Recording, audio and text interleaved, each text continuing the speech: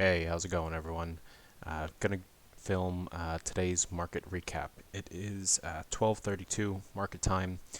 So let's start with what I posted in the community tab today here on the YouTube account. So yesterday's week ahead video, if you guys don't know, every Sunday or sometimes Monday, most of the time Sunday, I'll release a week ahead video in the Discord server. Going over, what current market structure is, maybe looking at a weekly chart, maybe even a monthly, going down to our daily time frame, our 4 hour, looking at the order flow, looking where we are, again, in market structure. Are we creating balance? Are we trading in balance? Where is the week closing related to that? All those type of things every Sunday. So, whoops, I did not mean to click that. I have the picture here. So here is the video itself, right? That's uploaded to the site, right?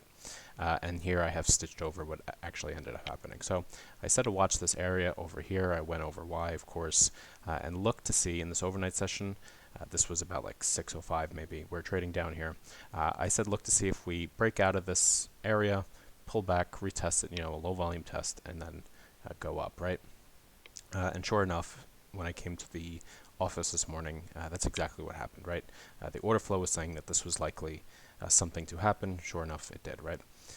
So let's go on to the next thing on the community tab. From here, we started the daily plan, so I'm posting pictures, of the overnight TPO. I always start my daily plans with the overnight TPO. TPO, I know it looks intimidating. It's got a whole bunch of letters and whatnot, but it's really not. It's quick to learn. Once you know what you're looking at, you just simply glance at it and you could take the information that it gives, right? And what does it give? Well, it tells us whether we're trading in and out of balance, building balance, do we have market structure that needs to be cleaned, stuff like that. And looking at this is called a market profile, so each session throughout as the session develops, a market profile will then develop, right?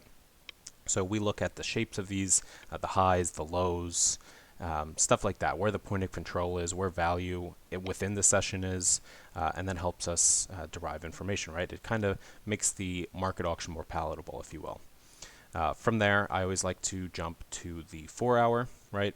So on the 4 hour, we're looking, if this chart is completely foreign, on the home page pinned to the home of the YouTube channel, I have a quick video that goes over how these charts are configured and what these numbers mean. But simply, we're just looking at transacted volume, right? Buying, selling balances, all that stuff. So then after looking at the TPO, I'll come to the 4 hour and look where market participants are positioned. Do we have a bid? Do we have an offer? Are one of those sides aggressive? Are they moving up or down on the tape? I use the order flow. I use this is called a footprint chart because the only thing that market makers or the Fed, algos, banks, I know people on StockTwits always love to blame whatever. The only thing that big hands cannot hide is transacted volume, right? So that's why I prefer to use footprint charts. You can see exactly where market participants are positioned, right? From there, I go to my daily chart, and it's a similar process, right? Do we have a substantial bid or offer in the market? Is anyone aggressive here? All these types of things, right? What are the shapes of the distributions on our daily chart, on our 4 hour charts even? And that helps us, that all gives us information that we can then use. And from there, I posted my daily plan. It was pretty simple, right?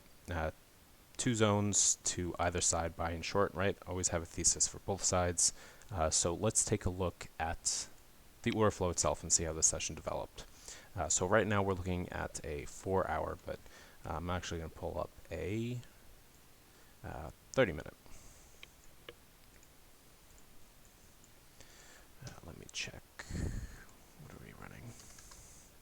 Oops.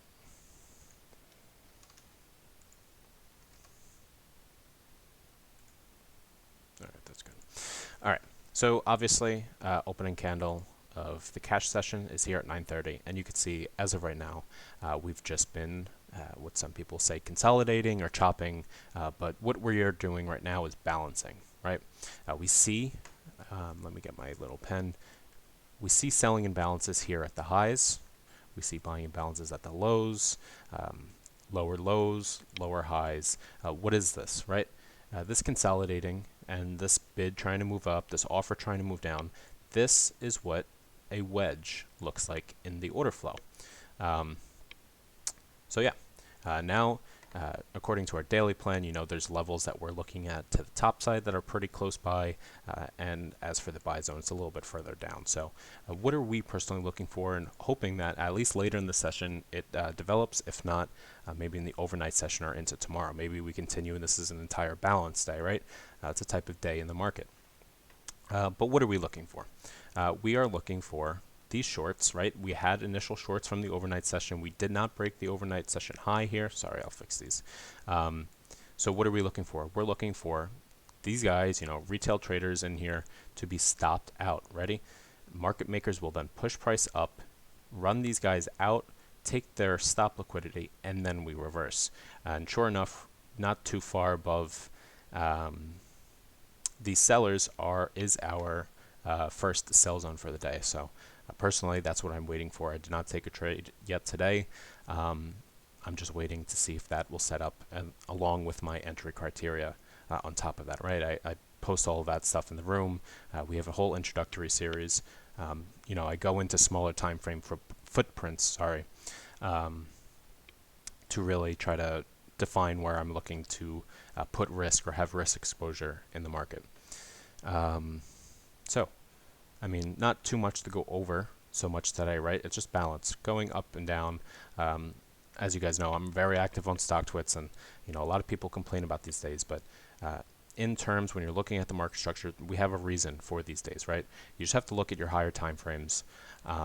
If you're thinking this is chop or whatever, your chances are you're focused on your smaller time frames, trying to get in a move. But the market has to build bids, has to build offers before we get those trend days, right? These days need to happen, and they're just as important as any other day in the market.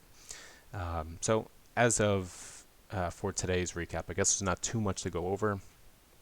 But nonetheless, I will see you guys tomorrow in the next recap. See you then.